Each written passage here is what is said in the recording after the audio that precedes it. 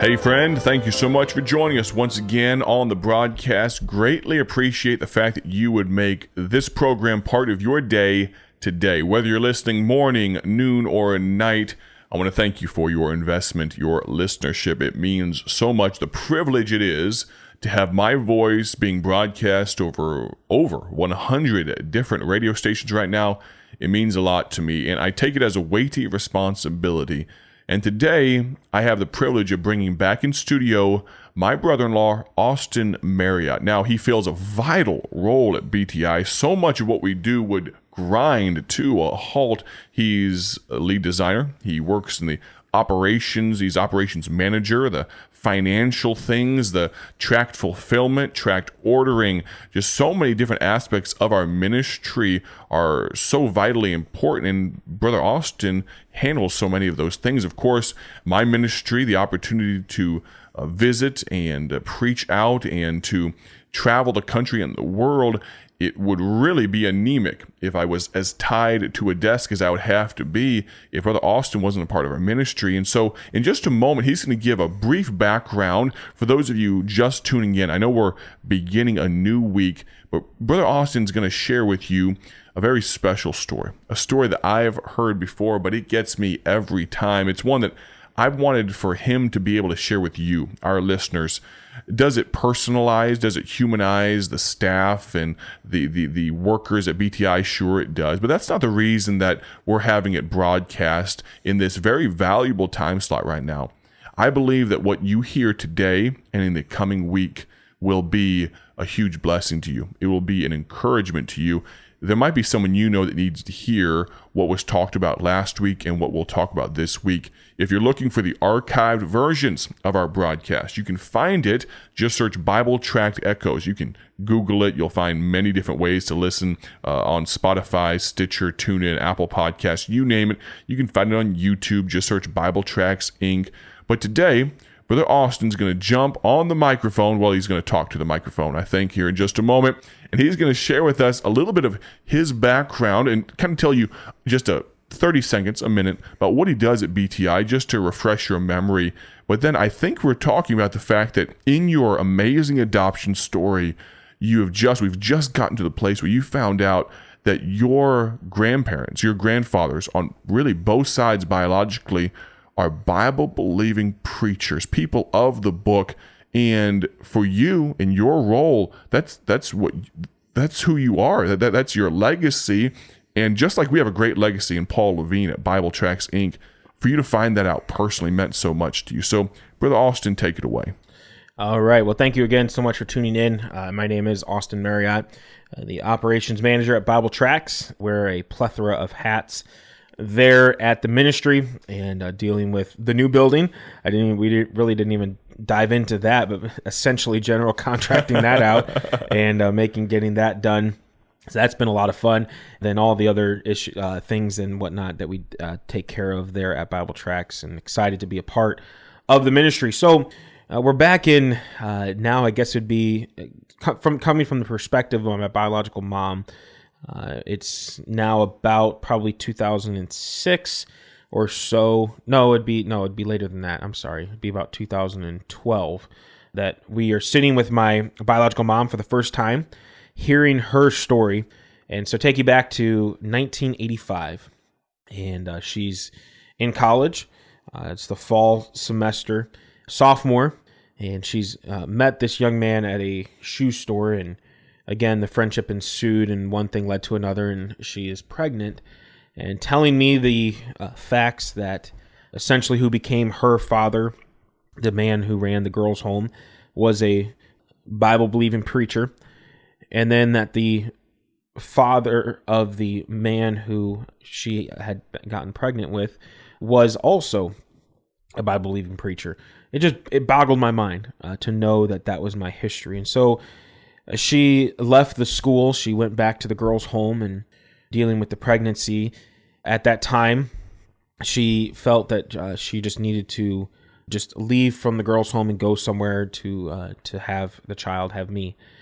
And so she talked to the gentleman there, the man who ran the home, her dad, and said, "You need to find a place for me to go." So he reached out to some different contacts, found a place in Arkansas, that a family that would take her and let her stay with them and have the child and whatnot. And so she moved to Arkansas. There came a point that she made the decision that she was going to put me up for adoption. And that word came to let me back up just a little bit. When she found out she was pregnant, she went to the young man and told him, or, word got to him and said, this happened. And he refused to accept it. He refused to admit it. He denied that I was his, all these different things. And so she'd moved to Arkansas and made the decision that she was going to put me up for adoption. Well, word got back to my biological grandfather on my dad's side. My paternal grandfather, I guess would be the way to say it. He found out that she was going to put me up for adoption. And so he reached out and expressed the interest that, obviously my son has no interest in this child, but I definitely do. And I want to adopt. We would love to take the child. She really struggled with that decision. And she came to a point where she said, I did not feel that was the right thing to do. The way she told it to me, she said, I did not want you to cause a division between your father and his father, your grandfather, and I didn't want you growing up near a man, your father, who hated you or denied you. And so she said, I just couldn't let that happen. So one thing led to another, and Stacy and Carol got word and decided to adopt me. And she was going to a church at the time there in Arkansas, and the youth group really latched onto her and loved her, and they were all at the hospital the day that I was born, praying for her. And it was, like I mentioned before, it was totally different times back then of having a child and really bringing a young lady on the brink of death to have a child.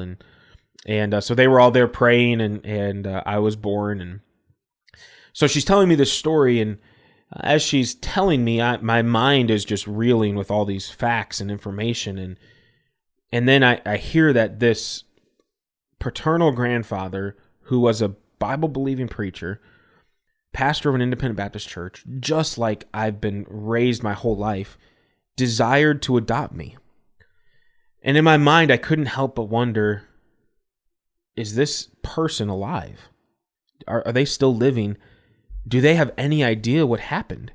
Do they have any idea who I am, where I am, what God did, that I got placed into a Christian home, that I grew up in an independent Baptist church my entire life, that I've served in ministry, that now I'm a preacher myself? Does this person know this?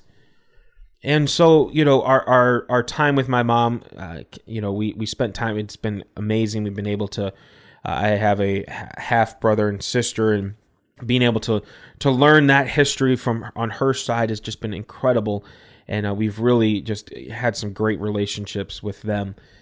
But then as time began to progress from that moment of learning this information, my heart began to just sincerely desire to find this paternal preacher grandfather that wanted me, and to let him know what happened to me. And again, kind of the same concept of being, if I had the opportunity to reach out to my mom, to thank her for not aborting me, those types of things. Kind of the same concept with my grandfather came to my mind. All I want to do is, if I could just get him a letter and let him know that I'm living, let him know that I grew up in a Christian home, let him know that I'm serving God with my life. All these different things just flooded my mind and my heart. I just had this desire. I needed to find this man. And so we began to do some research. Some people might call it Facebook stalking. And we began to try to find, all we knew was a last name, potentially a first name. We knew he was a pastor. We knew the town that he pastored in. And so we began to reach out to some different contacts, some different friends of ours. We reached out to a dear friend, Miss Judy Garris, and she and her husband ran for many years a ministry down in the southeast area, that Tennessee, Georgia, Florida, Alabama, all that kind of, they just were very heavily saturated down there. And so I asked her about, do you know a pastor by this name, this area? He pastored in this town. And she didn't really recall anything, but she said she would start looking. And so she did some research for us and found a pastor, found a gentleman. He was not pastoring that church at the time, but we began to study and do more research and think and whatnot, and we thought, well, maybe this is him. And for a long time, just had a lot of trepidation, just didn't know what to do. I knew, obviously, my biological father, as far as we knew, had no desire to even have any kind of correspondence or relationship with me, denied that I even existed, that I was his. And so we were very cautious on, was my grandfather living with this individual? Were they closely tied together? What was going on? And so we wanted to make sure that we were careful in that and not trying to hurt anyone in any way. And so we just began to continue to kind of research and search. And there was a family that came to our football camp here at our church that had the same last name. And the boys they'd been older now and out of the camp. And my wife and we were at a wedding in Iowa, just at a sister church that we really didn't attend regularly. And one of the boys of that family was there. And so we began to talk a little bit, and my wife asked him about, do you have a relative who's a preacher with this name? And he said, yeah, I think we do. And so we tried to go that route and trying to reach him, and that took several months, and it just, nothing ever really panned out that way. And but it was just interesting that I had a distant relative, I think probably a third or fourth cousin, that was coming to our camp ministry that I had no idea about, but that was related to me. And so we began to, I wrote a letter basically telling my story, explaining who I was, and ending with, I believe that you are my grandfather. And we had, again, Facebook stalked enough to figure out that this probably was the gentleman. And so I sent him a message on Messenger and told him who I was, told him, that I believe I was his grandson, and waited for a response. And you will have to wait to hear the response until tomorrow. I hope you're waiting with bated breath. I'm having so much fun there because there's so many pieces of this that I have foggy memory of hearing before. You're going to want to join us tomorrow. I hope you have a great day for His glory, for God's glory, but I really hope that you tune in every day this week to continue this story. I love hearing about God's hand in people's life. Don't miss it.